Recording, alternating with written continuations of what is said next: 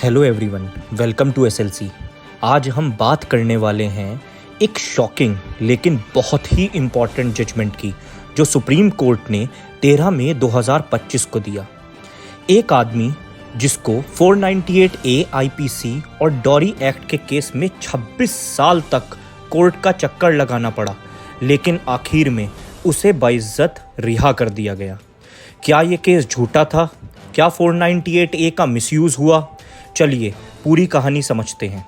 आइए सबसे पहले केस के बैकग्राउंड को समझते हैं।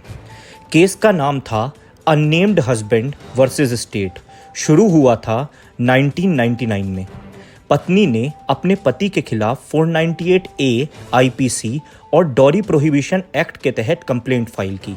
उसने इल्ज़ाम लगाया था कि उसके पति और ससुराल वाले उससे दहेज के लिए मेंटली और फिजिकली टॉर्चर करते हैं। ट्रायल कोर्ट ने उस आदमी को दोषी माना। हाई कोर्ट ने भी कन्विक्शन बरकरार रखा, लेकिन सुप्रीम कोर्ट में अपील के बाद मई 2025 में कोर्ट ने उसे रिहा कर दिया। आइए अब सुप्रीम कोर्ट के मेन पॉइंट्स को डिस्कस करते हैं। सुप्रीम कोर्ट ने कहा ये जनरल और वेग एलिगेशन है। कोर्ट ने देखा कि जो इल्ज़ाम लगाए गए थे वो बहुत ही आम और स्पेसिफिक नहीं थे। ना कोई डेट बताई गई, ना कोई पर्टिकुलर घंटा। Lack of independent evidence. किसी विटनेस ने पत्नी के इल्ज़ामात को सपोर्ट नहीं किया। मेडिकल रिपोर्ट्स में भी कोई निशान या प्रूफ नहीं मिला क्रूएलिटी का।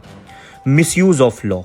कोर्ट ने कहा कि सेक्शन 498A का मिसयूज़ हो रहा है और बिना वजह लोगों को फंसाया जा रहा है। इसी वजह से कोर्ट्स को बहुत ही कॉशन के साथ एविडेंसेस को असेस करना चाहिए।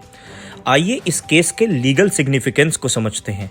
ये जजमेंट एक बड़ी वार्निंग है कि कानून का बनाया गया हथियार कभी कभी गलत हाथों में तलवार बन जाता है। 498A और डॉरी लॉज महिलाओं को सुरक्षा देने के लिए हैं, लेकिन अगर झूठे केसेस होंगे तो असली विक्टिम का विश्वास भी टूटेगा।